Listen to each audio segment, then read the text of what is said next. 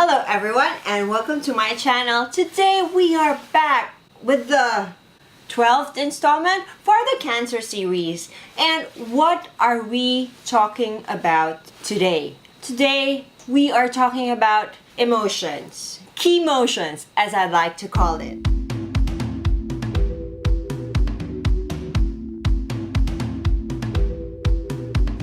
Emotions, chemotions.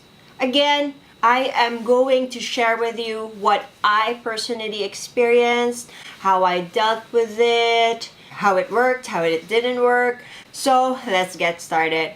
Number one is shock. Yes, I was fairly shocked when I got the news that I had cancer. That was the initial, the initial reaction.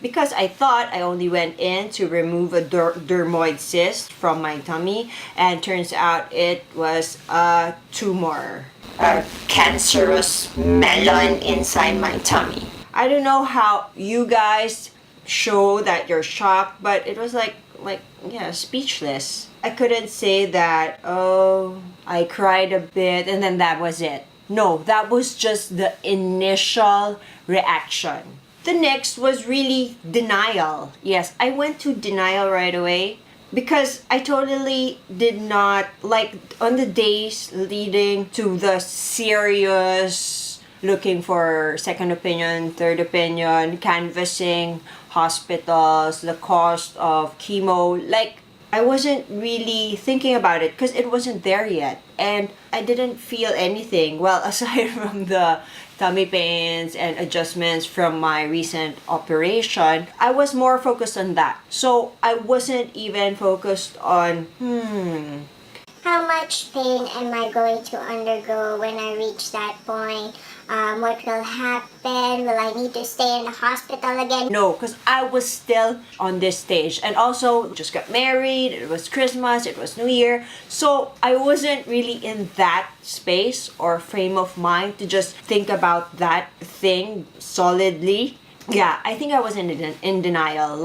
Oh, I lost weight, I'm eating healthier, I'm only feeling normal pains from my surgery, that's it. So, yeah, I was pretty much in denial that I had cancer and I had to get chemo for it. Next is fear. As the days neared, as chemo approached, oh my God, I was really getting scared that I wanted to back out because I didn't know what to expect and I didn't want to know what to expect because it might scare me even more. So with that, what really helped was prayer and assurance or support from family and friends. And that, okay, fine, I can't do anything about it. Whatever happens will happen. It was really faith and hope. And then that statement that I am already healed. I made that statement that I am already healed. The chemo is just like a precautionary measure just to make sure that there aren't any more cancer cells inside me. I believed in that statement so much so that I wouldn't worry anymore. I wouldn't get scared anymore. So the next was basically, I just let go. Not having as much care as I would have normally, I would care less. I think this is still part of denial, but it's being free. Being free of any emotions. Not numb, it's just free.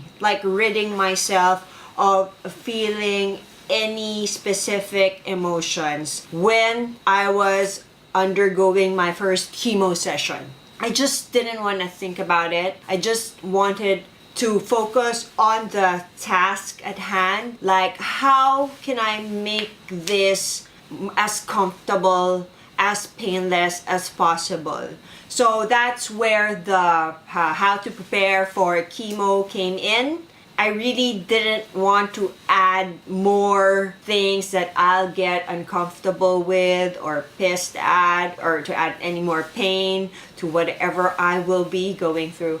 So I just didn't want to think about those things, and that's why I also had a lot of distractions. I went into all those hobbies or crafts that I can do during chemo so that I wouldn't notice the littlest changes in my body. Sometimes when you're not doing anything, that's when you get to realize and think of a lot of things, and that's the time you notice, oh, this is painful. Oh, I have a headache. Oh, this is itchy. same as that. I distracted myself from whatever I will feel during the chemo session.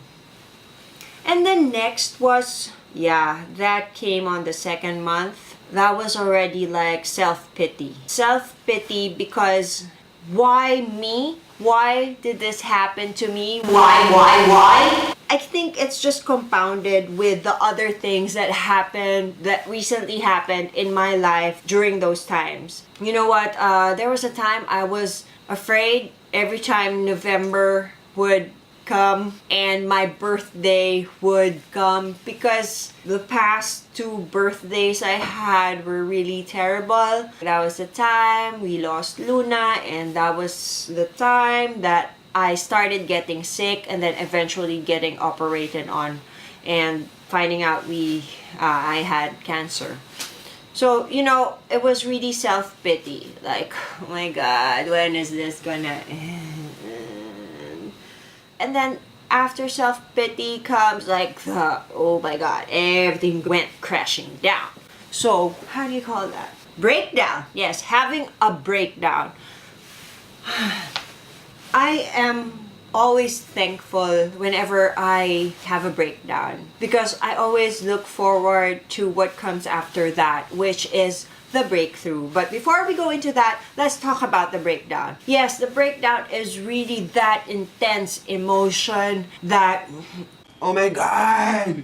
I'm so pissed, I'm so mad, I'm so sad, I'm crying, I'm everything negative. All that in my head, in my chest. I can feel all the negativity. Like the whole world is upon me.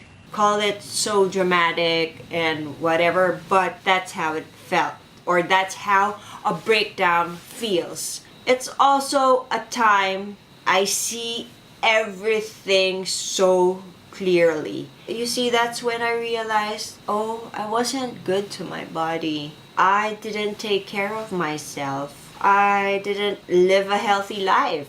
I didn't make the right choices. I think when that breakdown does come, it's also that attitude of being responsible for whatever has happened in my life. If I did not have that attitude, like, I would easily blame everything else and everyone else around me for getting cancer. And if I do not have that attitude, I wouldn't be able to get that breakthrough, that next step, that nice, wonderful step that feels so good. That breakthrough is like, oh my God, that's the time I get to laugh at myself and, oh my God, Kat, what are you complaining about? You had fun. You did what you wanted to do. So that's why you have cancer. I know this may not be applicable to other people, like especially children who have been diagnosed with cancer. How can they be responsible when they haven't even lived their life yet? Yes, I do understand that. So maybe they can skip this part. If you can or cannot relate to this specific step or chemotion, just skip it. Just don't listen to me. Just don't pay any attention. Okay, next, after the breakthrough, oh, everything was doing fine, smooth sailing. And then the chemo side effects Start marching in, and then the days go marching in. the Chemo side effects came and conquered me. I let it conquer me. I already talked about this in my other video, chemo side effects. Add them all up, and what do you get? In one word, self-loathing. I blamed myself for getting to that point, not taking care of myself during chemo, being so stupid, being so insecure. It was really, really, really, really tough for me. My husband told me this just recently. He said there were times that we would go out with other people and then they'd pick us up, and then he'd go out of the door ahead of me and then tell them she's not in a good mood today, so please don't mention anything about her weight or blah blah blah blah blah. So sweet, and I'm so very thankful he did that. You know what, after that, after self-loathing, feeling so bad about myself, is anger. When I felt like crap, I did not love myself. I did not love what I saw in the mirror. I did not love me. You know, it's true. How can you love others if you don't love yourself? Because it really made me into this spiteful person. Like, I was pissed all the time and I would envy other people. And oh my god, this was actually the first time I envied others. Because honestly, ever since I was a kid until that point, I was so damn confident that my ego was so high that I felt I was luckier, better than everyone else. So for me to go down this low, that only meant my confidence was zero. Towards the end of my 6 sessions, this was a time that I just didn't want to care anymore, like hopelessness. Felt that nothing was working or nothing helps, you know? Like, I've stopped praying, I've stopped fixing myself, I've stopped going out, I've stopped talking to people. I just didn't care anymore.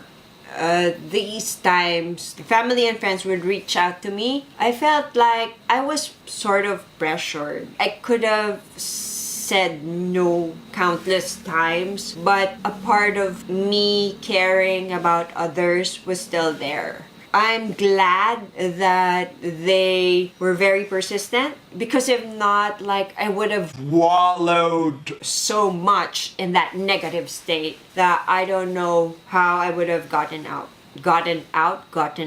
So I'm very thankful for those persistent people in my life. After that, when it was all finally over, of course, all those other negative emotions were still there. I was just getting tired of it all. My god, why are these emotions coming out? My makeup. Being able to rise above it all, get back to my former self that I loved, it took a lot of effort.